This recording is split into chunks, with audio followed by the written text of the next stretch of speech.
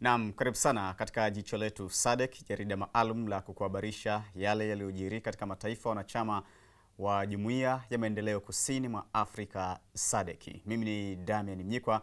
Karibu sana, tuambatane pamoja kuanzia mwanzo hadi tamati. Naam, Jicho Letu SADC sasa linaanzia huko nchini Mauritius, ambako Mauritius ilikuwa mwenyeji wa mkutano wa 66 wa kikanda wa Kamisheni ya Afrika kuhusu masuala ya utalii duniani, ambako iliwakutanisha mawaziri 66 wakishiriki katika mkutano huo.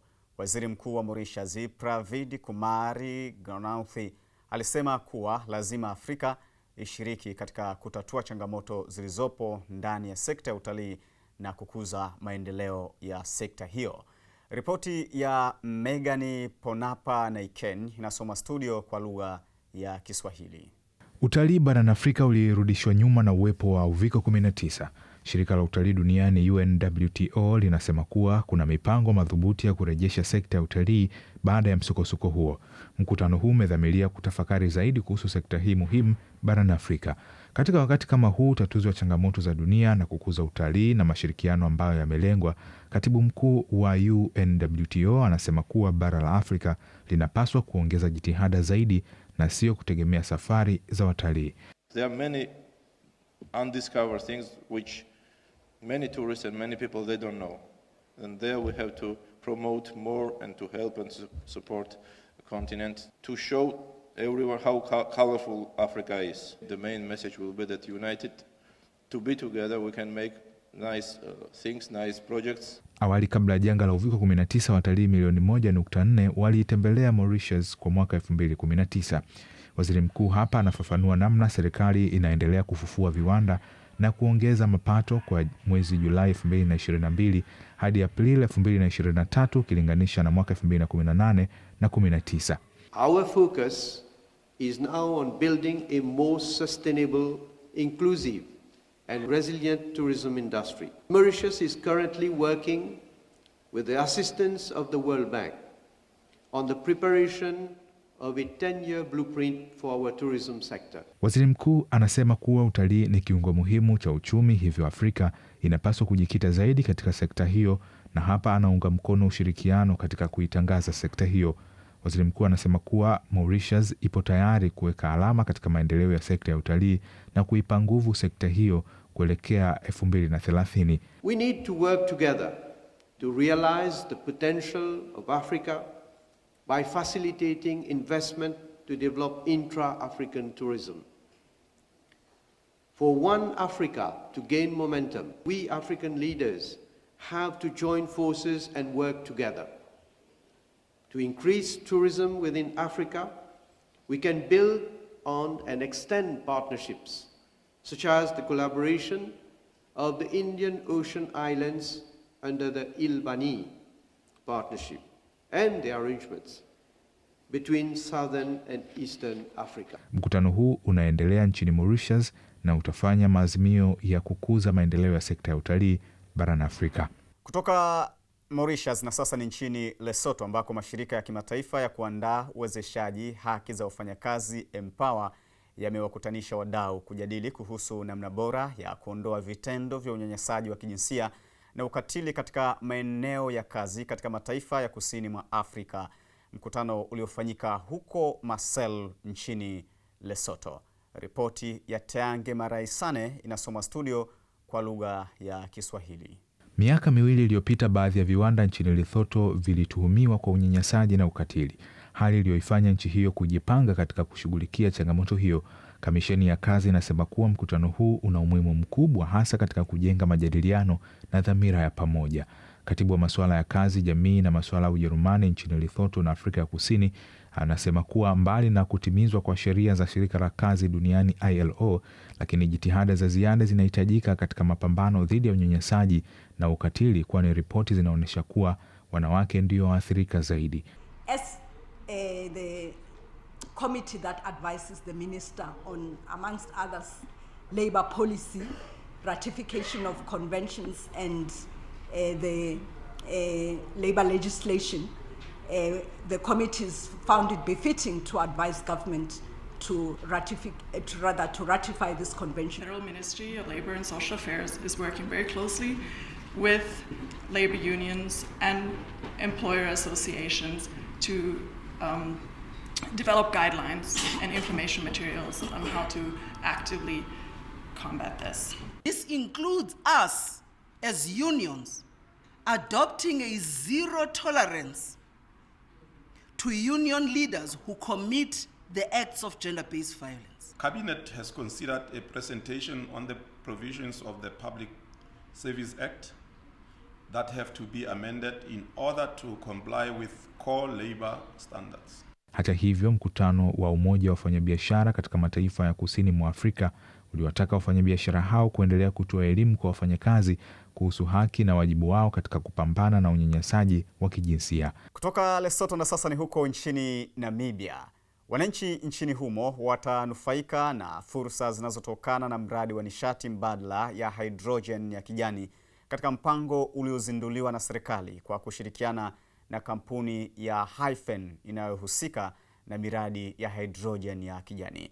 Kutoka nchini Namibia, taarifa ya Salima Henok inasomwa studio kwa lugha ya Kiswahili. Waziri wa hydrogen ya kijani James Nyupe ameeleza hayo wakati wa mkutano wake na wadau wa mazingira. Mpango huo umenuia kuzalisha ajira, kukuza ubunifu na kuongeza nguvu kazi kwa zaidi ya 90%.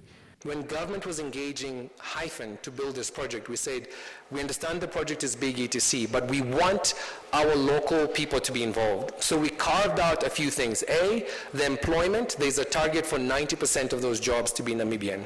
In terms of local procurement, we have a 30% target for local procurement. That project is about 200 billion Namibian dollars, 30% of that is 60 billion Namibian dollars. If you do 2 or 3 multiplier on that, you're looking at almost 180 billion. It's a big number. Na hii imeonekana dhahiri katika kijiji cha Dowries ambacho ni maalum katika utekelezaji wa mradi huo ambao umezaa matunda na kunufaisha wakazi wa vijiji vingine. Mradi huo utazalisha tani za hydrogen ya kijani na ammonia. The current project structure is that 10% of this project shareholding actually sits with community groups. So about 7.5% with the Daure Daman Traditional Authority and 2.5% with the TSEP Conservancy.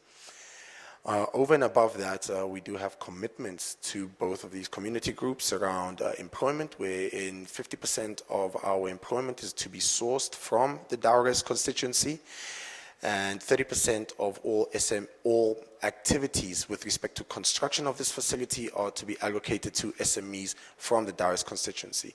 And this is how we are trying to ensure that locals are also beneficiating from their resource within their natural area and ecosystem. Mfuko wa uwekezaji katika mazingira ulifanya mkutano wake wa kwanza na wadau ili kuwashirikisha, kuwapa taarifa mbalimbali wadau hao. Na sasa turejee huko nchini Lesotho ambako serikali nchini humo imesaini makubaliano ya uwepo wa ofisi ya usimamizi wa miradi ya Orange Senge River Commission inayofahamika kama ORA-SECOM kwa ajili ya kuongeza kasi ya utekelezaji wa miradi inayotekelezwa kupitia mpango huo. ORA-SECOM ni mpango wa pamoja wa mataifa ya Lesotho, Botswana, Namibia na Afrika Kusini kwa ajili ya kukuza vyanzo vyao vya maji na kukidhi mahitaji ya huduma kwa nchi hizo. Taarifa ya Mpolokengo Mathebe kutoka huko nchini Lesotho inasoma studio kwa lugha ya Kiswahili. Katibu mtendaji wa ORA-SECOM anasema kuwa ofisi hiyo itakwenda kuunganisha na kuongeza kasi ya utekelezaji wa miradi ya maji kupitia mto Mahaleg na kufanya usambazaji katika maeneo ya Mafateg na Mohares Hoek na pia kusambaza maji huko Afrika Kusini na kupunguza adha ya maji nchini Botswana. Very massive and mammoth task. My brother here in Tabo is taking the lead from the engineering side to ensure that the studies that are required are done properly and that we are able to deliver this project on time. So we are very grateful as Orascom, Bontate, that this office is now formally regularized in that table, that we are able to have our people employed and working hard to deliver this project. Waziri wa mambo ya nje na ushirikiano wa kimataifa Lejone Mpotjae anasema kuwa serikali ya Lesotho inatumaini kupiga hatua katika utekelezaji wake wa miradi ya maji na kwa manufaa kwa wananchi wake na wote wanaozunguka mto Senkyu. Anasema kuwa miradi hiyo itasaidia pia kukuza fursa za ajira kupitia uvuvi. I would like to emphasize that all stakeholders should work concretely to ensure that the PMO's mandate is geared towards the job creation, fight against poverty, and gives more prominence to sustainable renewable projects for the 4 state parties under the Orascom agreement. Furthermore, Excellencies, I wish to renew the government's commitment through the Ministry of Natural Resources to guarantee any assistance your office may require to implement and further Orascom's mandate. Tunaendelea kuangazia habari katika jicho letu SADC. Tunasalia huko nchini Lesotho. Sekretariat ya mkataba wa biashara ya silaha chini ya makubaliano ya jeshi la ulinzi na vyombo vingine vya usalama kutoka mataifa ya SADC wameendesha mafunzo kwa wakufunzi kukuza uwajibikaji katika mikataba ya silaha na kuzuia biashara haramu ya silaha. Tupate taarifa zaidi na Sepongile Kolobe kutoka huko nchini Lesotho katika ripoti ambayo inasomwa studio kwa lugha ya Kiswahili. Mkuu wa sekretariati ya mkataba wa biashara ya silaha Mr. Dumisami Dradra anasema kuwa wapo nchini humo kwa ajili ya mafunzo ya siku 5 kwa ajili ya kuhakikisha kuwa kanuni zinafuatwa katika uagizaji na usafirishaji wa silaha. The reason why we are here is because Lesotho is a member of the Arms Trade Treaty. And as such, Lesotho has got an obligation to implement the provisions of the treaty here at a national level. So we are here to have discussions with Lesotho around matters of implementation of ATT. But also, not only for Lesotho, but also for the SADC region, because we have, as part of the workshop, representatives from about almost all the members of the SADC region. So the intention is to have a discussion about treaty implementation in this region.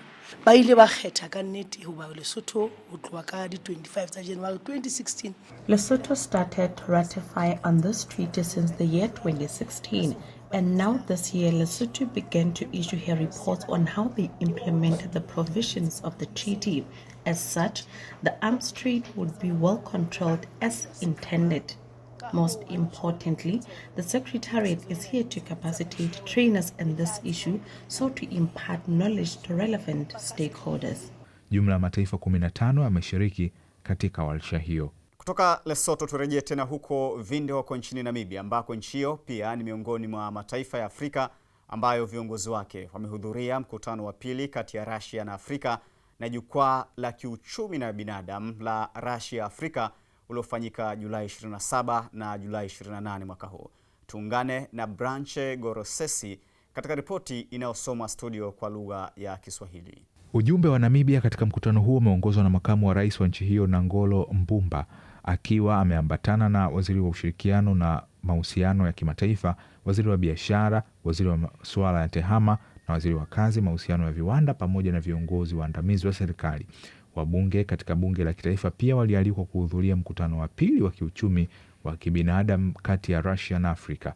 Mkutano huo ni tukio la hadhi ya juu kubwa zaidi katika uhusiano wa Russia na Afrika, kilenga kuboresha mahusiano na ushirikiano baina ya pande hizo mbili ili kukabili changamoto za karne ya 21. Mkutano huo pia unalenga zaidi kukuza ushirikiano katika maeneo yote ya jamii, ikiwa ni pamoja na siasa, usalama, mahusiano ya kiuchumi, sayansi na teknolojia na nyanja za kiutamaduni pamoja na kibinadamu. Katika hatua nyingine, bodi ya kukuza uwekezaji na maendeleo ya Namibia imefanya hafla ya kukuza uwekezaji kando ya mkutano wa pili wa kiuchumi na kibinadamu wa Russia Afrika, lengo likiwa ni kuangazia uwezekano wa uwekezaji katika sekta muhimu za Namibia.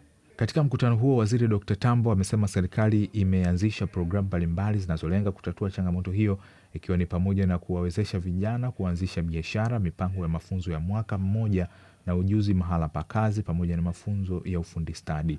Naam, tunaendelea na jicho letu SADC huko nchini Eswatini. Waziri wa mipango ya uchumi na maendeleo nchini Eswatini, Dr. Tambo Gina, ameungana na mawaziri kutoka nchi mbalimbali za Afrika pamoja na wajumbe katika mkutano wa wakuu wa nchi za Afrika wa kujadili jinsi Eswatini inavyokabiliana na ukosefu wa ajira. Taarifa ya Thembikosi Mavimbela kutoka Botswana inasomwa studio kwa lugha ya Kiswahili.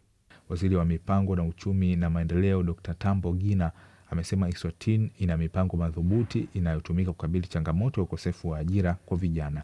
Alisema kupambana na ukosefu wa ajira huanza kwa kuhakikisha elimu kwa wote, na Eswatini inafanya hivi kupitia kutoa elimu ya msingi bila malipo na kufadhili ada za shule kwa watoto yatima na walio katika mazingira hatarishi.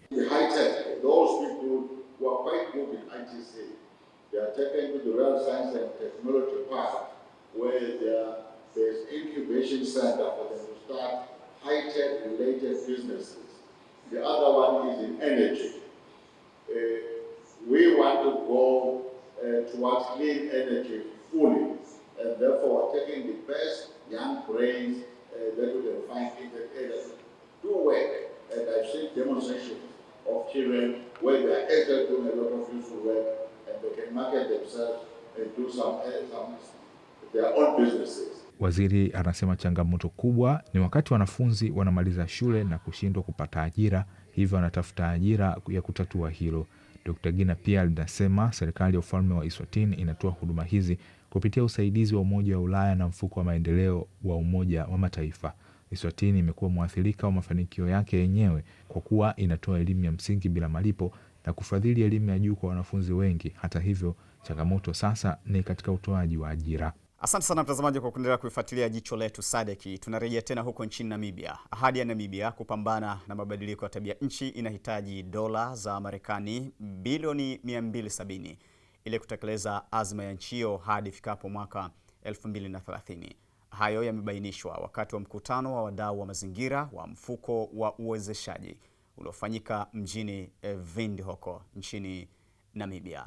Taarifa zaidi na Julie Nafuka katika ripoti ambayo inasomwa studio kwa lugha ya Kiswahili. Afisa mtendaji mkuu wa mfuko wa uwekezaji wa mazingira anasema mazungumzo ya kimkakati ya pande nyingi yanahitajika ili kuvutia mfuko huo nchini Namibia. Dollars that will be around 15 billion US dollars, 9 billion for mitigation, 5 billion, 6 billion for adaptation. That requires strategic partnership in terms of raising such funding, because 90% of such funding should come from development finance institutions, multilateral climate funds, and also international investors. And that calls for strategic dialogue, strategic thinking on how we attract such big sums of funding. 10 million US dollars per project, but within the next year will be accredited for 50 million US dollars per project. I therefore call upon all the participants, both those in the venue and those joining us virtually, to play their role to come on board to support this initiative. The discussions that you will have today should outline the country's efforts to promote sustainable economic development goals and the country's path towards a low-carbon economy which increases the resilience of its population. Ushirikiano wa wadau unafanyika chini ya kauli mbiu ya kuboresha kiwango cha ufadhili wa hali ya hewa kupitia ushirikiano wa kimkakati. Na sasa ni nchini Mauritius ambako imeelezwa kuwa makubaliano ya kimaendeleo yanapaswa kuhusisha mataifa yote ya visiwa vidogo vinavyoendelea bila kujali kiwango cha pato lao, huku lengo ikiwa ni kuunda mifumo thabiti ya kimataifa katika kutoa ufadhili kushughulikia changamoto zinazowakabili mataifa haya pamoja na mahitaji maalum. Taarifa zaidi kutoka nchini Mauritius inasomwa studio kwa lugha ya Kiswahili. Hayo yameelezwa na Waziri Mkuu wa Mauritius Plavadil Kumar Jungath wakati wa mkutano wa maandalizi ya kikanda kwa nchi zinazoendelea za visiwa vidogo katika eneo la Atlantic, Bahari ya Hindi na kusini mwa Bahari ya China. Mkutano huu wa maandalizi wa kikanda wa nchi zinazoendelea za visiwa vidogo kwa ajili ya Atlantic, Bahari ya Hindi, eneo la kusini mwa Bahari ya China unafanyika nchini Mauritius na ni mkutano wa kwanza wa aina hiyo miongoni mwa mikutano ya kimataifa ya nchi zinazoendelea za visiwa vidogo. Waziri mkuu amesisitiza umuhimu wa mshikamano kati ya mataifa ya visiwa vidogo vinavyoendelea na haja ya kuimarisha msimamo wao katika vikao vya kimataifa, ikiwa ni pamoja na mkutano ujao wa G20 unaotarajia kufanyika nchini India ambapo Mauritius imealikwa. The year 2023 marks the midpoint of the implementation of the United Nations 2030 Agenda for Sustainable Development. It also announces the concluding phase of the implementation of the Samoa Pathway and the necessity for assessing where we did well and where improvements should be brought. Our collective reflection should therefore focus on our common aspiration to achieve sustainable development in all SIDS. For this to happen, SIDS, along with other developing countries, should proceed in a coordinated manner and avoid the one-size-fits-all trap. Closing access to grants for SIDS, which are upper middle income countries, and those graduating to high income status is unfair. Their relative and hard-won achievements should not become handicaps to their future. Mauritius is currently participating in the G20 meetings as a guest country. We are bringing to the fore elements of developmental challenges that are faced by SIDS and advocating for greater engagement by and enhanced partnerships with G20 countries. Akizungumza katika hafla hiyo, Waziri Alan Gano alisema visiwa vidogo vinavyoendelea viko katika mzozo wa kimataifa. Pia alitoa wito wa kutuma ujumbe wa pamoja ili kuthibitisha azma yao ya kushughulikia changamoto tata zinazowakabili. Mkutano huu wa maandalizi umewakutanisha wawakilishi kutoka nchi 8 na takriban wajumbe 100 wanaojumuisha maafisa wakuu na wataalam. Pia katika mkutano huo walikuwepo wawakilishi wa Umoja wa Mataifa ambao walisisitiza kujitolea kwa umoja huo katika kuunga mkono visiwa hivyo kwenye azma yao ya kuwa na mustakabali thabiti na endelevu. Long-standing international cooperation and support have played an important role in helping SIDS make the progress, but it has nevertheless fallen short. We need to continue to enhance the efforts by all, including the United Nations system, to assist the SIDS to address the multiple ongoing and emerging challenges they confront. Hadi kufikia Jumatano, wajumbe walifanya kazi ya pamoja kufafanua vipaumbele vya kikanda na kuendeleza tamko la pamoja litakalowasilishwa katika mkutano wa 4 wa kimataifa wa nchi zinazoendelea na visiwa vidogo huko Antigua na Barbuda mwaka 2024. Na Jicho Letu SADC sasa linaelekea huko nchini Zambia ambako serikali nchini humo imewahimiza vijana kuendelea kutumia fursa zinazotolewa kwao kupitia mafunzo ya ujuzi. Mkurugenzi wa elimu ya mafunzo na ufundi stadi Alex Simbumba amesema ni jukumu la vijana kubadili hali ya uchumi wa nchi hiyo kwa kuzalisha bidhaa bora. Kutoka Zambia, Blessing Chibuye ana ripoti kamili katika habari ambayo inasomwa studio kwa lugha ya Kiswahili. Akizungumza wakati wa maonesho ya chuo cha elimu ya mafunzo ufundi stadi cha Lusaka LVTC Fashion, Simumba amewataka wananchi kuunga mkono mitindo na bunifu za ndani ya nchi hiyo. Wakati huo huo, mwakilishi mkuu wa shirika la maendeleo la kimataifa la Japan JICA, Norihito Yobeyashi, alisema shirika hilo litaendelea kukuza maendeleo endelevu na kujenga uwezo miongoni mwa vijana. Naye afisa mkuu wa chuo cha elimu ya mafunzo ya ufundi stadi Lusaka, Georgina Chama, alisema onyesho hilo ni kielelezo tosha cha matumizi ya ujuzi unaotolewa kwa vijana. Chama pia aliomba serikali kuongeza maonesho ambayo yatafungua milango kwa wabunifu katika soko la kimataifa na ushiriki wa kibiashara. Na sasa tupate viwango vya kubadilisha fedha za kigeni ambako inakuwa fedha ya nchi mwanachama wa Jumuiya ya Maendeleo Kusini mwa Afrika SADC na dola ya Marekani.